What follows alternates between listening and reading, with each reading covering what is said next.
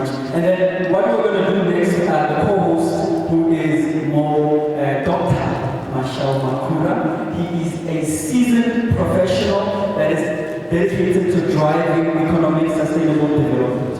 And he's the CEO of the Encounter, and as such, he has a team that is focused on implementing innovative strategies that promote economic development and sustainability.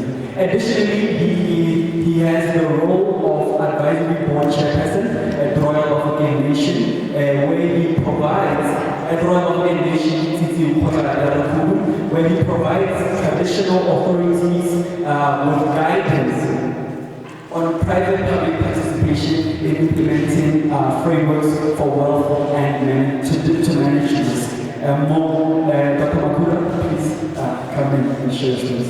Thank you very much.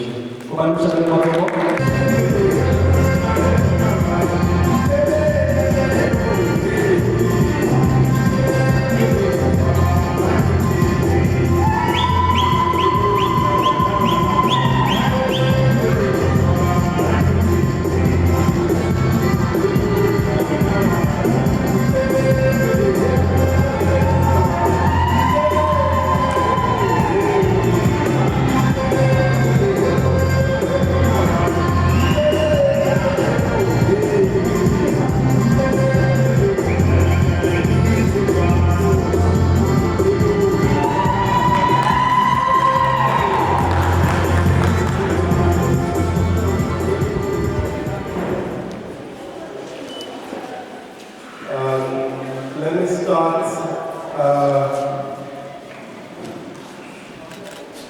If we can all have one session, please, I'll appreciate that. Thank you so much.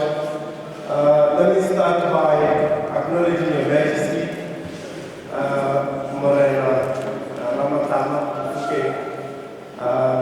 and also just acknowledge as well as our honorable councillors, esteemed dignitaries, respectful stakeholders, and our beloved communities. So without a waste of time, I'll just say all protocol observed.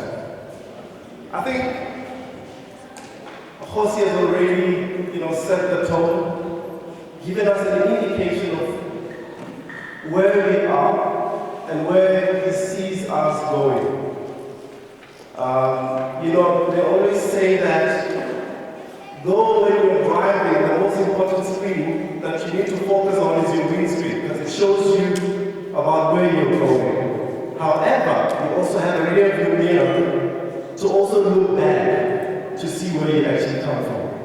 We are not our past. We are not destined to remain where we come from. However, it is also imperative, it's also important to look back where we come from as a guide for us to have a directive purpose. So today we find ourselves at a crossroads of possibilities, a crossroad of responsibilities. But just like those who came before us, we are tasked with building a future for our people. And I think that's the biggest mandate that we have. One that is not just prosperous for a few, but inclusive. One that is sustainable and empowering for all. So we are here because indeed we believe in the dream of Jose. Indeed we believe that the investments we make today will create lasting change for generations to come. We are here because of the decisions that other people made years before us. And it's our responsibility to then guide and direct our future. So maybe just to bring this to life, because we named the event Leave a Purpose Investment Summit, and there was a purpose behind that. And maybe just to bring this to life, let me share a story about our past in South Africa. After the World War II, there was a significant nation or people that we had in South Africa who are Afrikaners, And they found themselves in a weak economic state. They were marginalized, they were minority. They were largely rural, they were disconnected from a rapid growing urban economy, and with little access to industrial and financial capital. Yet, despite the challenges that they faced, despite the trials, the tribulations that they encountered, they did not despair. They did not surrender to their circumstances. However, they recognized that their future is dependent upon transforming their economic destiny. So what they actually started was a trust that will help build their people, help build their economy, and also give them influence globally. So the question is, how did they achieve this dream? How did a community that was once on the margins of the economy became one of the most influential economic forces of South Africa? The solution was not for them to just seek wealth. However, they were interested in building institutions. Secondly, they were interested in educating their people and strategically position themselves for long-term success, as we see still today. They invested in their future by creating financial institutions that we still see today, like Sanlam, which is an international or global player. And they also had Volkskas, which today I think is called ABSA. And this was because of the initiative that they took at that stage. And the reason why they did that was so that they needed to empower their own entrepreneurs and break the dominance of the British financial power at the time. And they founded these organizations that fostered unity and a shared vision for economic progress, ensuring that the Afrikaner businesses had the support from their community. And we also see that, I think Muruti also started by sharing scriptures in the book of Genesis, where we see the building of the Tower of Babel. The Bible declares that during those times, when they were building a Tower of Babel, and they wanted to build it to heaven, God had to intervene. Because he said, if people with a unity of purpose, people collaborating and working together, and also with one vision or purpose, they can never be stopped from achieving anything that they plan to achieve in life. And that's why now we've got diverse and different languages, so that God said, if we do not stop them, then whatever they do can also be destructive. But I wanted to share that, to encourage you to say that if we have a common vision, a common purpose, if we collaborate, team up and come together, we can actually achieve more. And we have seen that also with the apartheid government and how they achieved the success that they've actually achieved. So we have seen that even their efforts in the 1970s, the Afrikaners had gone from a marginalized rural society to one that is controlled by major industries. From agriculture to finance to mining, all these businesses are now global. They are financial institutions, some of the largest in the country. They've proved that with vision, with determination, and focus on sustainable, community-driven investment, even the most difficult circumstances can actually be overcome.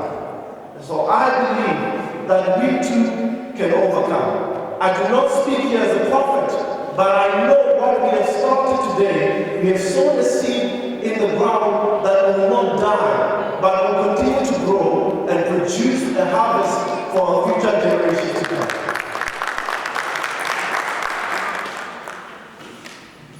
So we also find ourselves in a moment that echoes this transformation. We are faced with immense opportunities that can elevate our people, opportunities that empower our communities and secure our place in modern economy.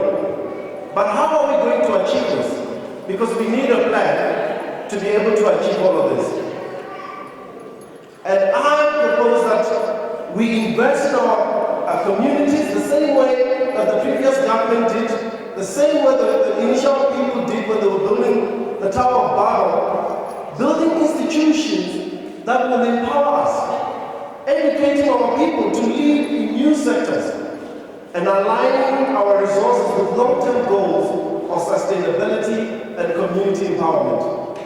So imagine us investing in renewable energy. I'm glad that Kosi also spoke into that. Imagine us not only powering our homes, but creating jobs and also creating a skilled labor force and empowering our communities.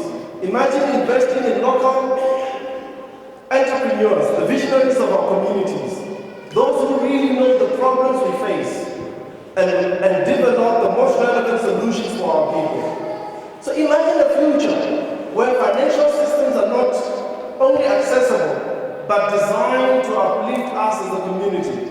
Much like they did in the African regime, I believe that we too can, and we can even do a better job than they did if we work together and collaborate.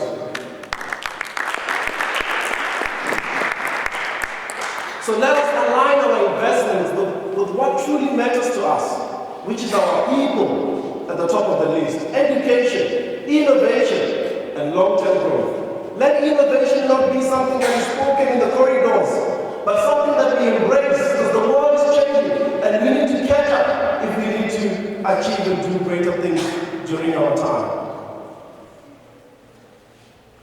In conclusion, I want to say that we are here to create a legacy of sustainable investment that not only drives economic growth but empowers communities, educates our youth, and prepares us for the future. Just like the other generation and other nations, they've transformed themselves. They've transformed their destinies through strategic, community-centered investment. So we too must also follow in the same footsteps. Today is our moment, a moment to take a step forward to the future, so that our children and their children can inherit something better that we leave behind them.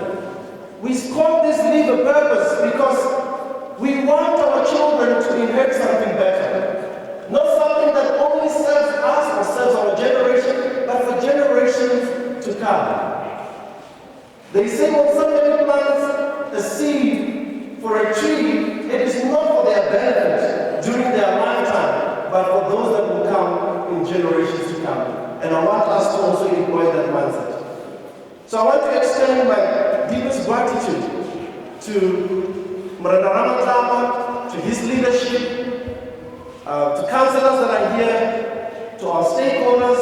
I'm glad that we've got a few. You can see we brought the whole team because we believe that it's only through collaboration, it's through teamwork that we can actually achieve more. Nelson Mandela once said that it always looks impossible until it's actually done. So it might look like a far-fetched dream, but I'm here today to encourage you and to tell you that it is possible and we will indeed overcome this.